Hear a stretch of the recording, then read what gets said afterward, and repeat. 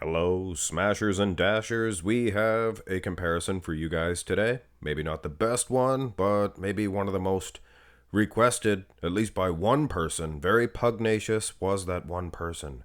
Wanted to see Flex Wheeler versus Melvin Anthony. I've been avoiding this one like the plaque. Is that what they say? The plaque? I like plaques, especially silver play button plaques. But anyway, you guys wanted to see Flex Wheeler versus Melvin Anthony. Why have I been avoiding this one? Flex Wheeler, guys, uncrowned Mr. Olympia champion, 1993. The guy was mint.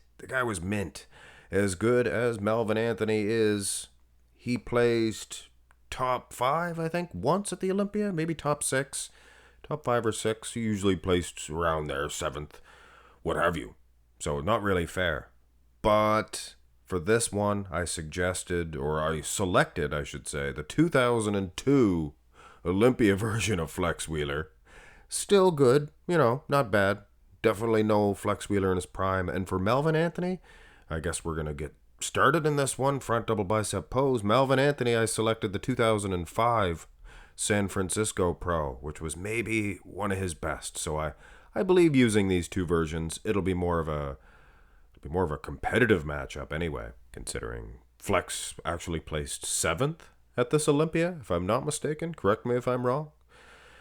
Yeah, Flex, he's better the overall base.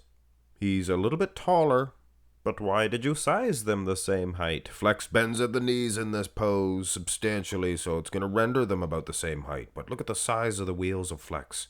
Huge big quads, even in 2002. Awesome shape, those abs. Arms look big, look huge still. Melvin Anthony, maybe a smaller scale, but he looks a little bit tighter. Looks a little bit more conditioned. So overall, slightly debatable in the front double. I would, of course, go with Flex due to that extra, probably size in the wheels, flow, things of that nature. Front lat spread, no. Oh, see, I did make Flex a little taller because they're both standing basically the same at the knees. Quads, Flex Wheeler, legendary set of quads. Melvin, not too shabby in that aspect either. Both about the same in the torso heap, maybe an edge to Flex. As far as that's concerned, arms, some people might say there's something fishy going on there, but I don't know. 2002, he looked like the Flex Wheeler of like 95, 96 maybe, something around there. Something maybe even a little smaller here. You turn to the side. And for those of you who've seen Flex Wheeler, just a couple of years before this, maybe 3 years, 99, he was just massive. So it looks like he's a deflated version of that guy. But even so, gives more of a glimpse of the actual genetics of this guy. The natural shape of this guy. And Melvin Anthony, he is, honestly, guys, he's almost a dream wrapped in a blanket in this shot. He bends substantially at the knees. I made him like 4, maybe more inches shorter than Flex Wheeler here. But yeah, I like Melvin. I like Melvin in the side. I like Melvin in the side tricep as well. He looks like he is slightly tighter, guys, in the conditioning department. Now, keep in mind, I'm using not the best version of Flex Wheeler. Hey, Melvin Anthony would admit this. If it was prime Flex Wheeler, wouldn't even be worth our time to even do this one, guys. Like I said, it's all about levels. Well, that's not what I said, but I was suggesting Flex was a runner-up to the Olympia, uncrowned Mr. Olympia champion. Not saying he deserved to beat any of them, but I'm sure there's a lot of people that would prefer the 93 Flex over the 93 Dorian Yates, as well as Ronnie King Coleman, aesthetically speaking. So, he's good. He's very good.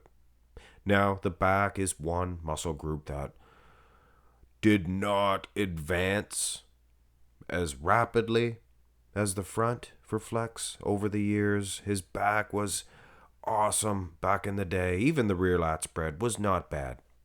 A little bit narrow. Melvin Anthony, maybe not the strongest pose for him either. Here in the rear lat, not bad. Looks slightly tighter, slightly harder, grainier. When you look at the lower half, neither one of them are. I mean, they're much. The funny thing is, they're much more conditioned than a normal human being even should be. But on a bodybuilding stage, conditioned glutes, hamstrings like this are called soft, and that's, we have to realize what's going on here. What are we talking about? Somebody like myself sitting on a couch eating potato chips. These guys are out of shape. So there's a respect thing here. They're definitely conditioned as far as that, but here's the rear double. It's like saying a car is not that fast. It's just placed last in the Indy 500 or what have you. NASCAR. I mean, it's still faster than any car on the street. So, and these guys are not that off in terms of condition to call them soggy. I mean, Flex was never really striated in the glutes. Melvin Anthony, you could say that about him. He was never ripped, shredded. You can see some separation in the hamstrings. Good back double. Now, this was traditionally a knockout, lights out shot for Flex Wheeler, but here in 02, maybe not the best. So kind of disrespectful to say he's losing to Melvin Anthony, but you guys get eyes. You guys can see here. Melvin Anthony, pretty good pose. Now the abs and thighs, a great shot for Melvin also. Clavicle width down to that V-taper waistline. Six pack drawn to perfection. Perfection. Quads, little underwhelming compared to Flex. And everybody was. I mean, this guy was standing next to Ronnie King Coleman in that aspect. So yeah, bubbly round abs as well. Maybe not the most dramatic V-taper in this shot, and people probably get upset for me saying that. But honestly, guys, take a look. The V-taper, Melvin Anthony, maybe slightly superior, but still, I like Flex in the abs and thigh. Now, the most muscular, they're both kind of doing the exact same shot here. Melvin, I prefer his delts, his clavicle, chest, but the same. I prefer Flex's arms. They're much bigger. Look at the biceps, triceps. The guy is still a freak of nature. Traps, both traps, or all four traps, I guess you could say. Every time I see traps like this, I think of what Louis Marco said.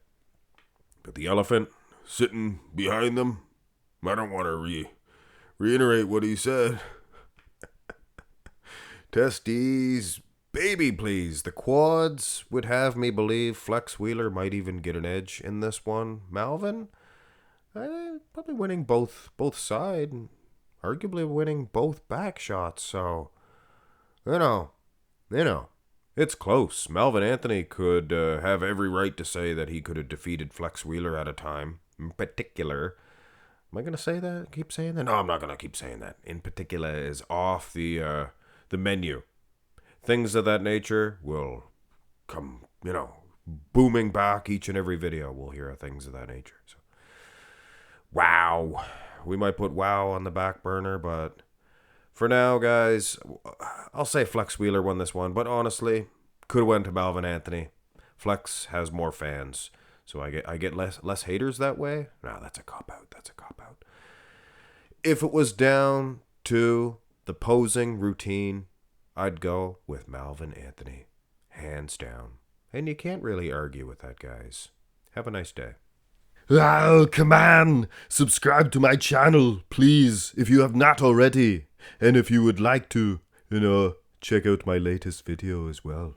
You will also find a playlist if you are in the mood.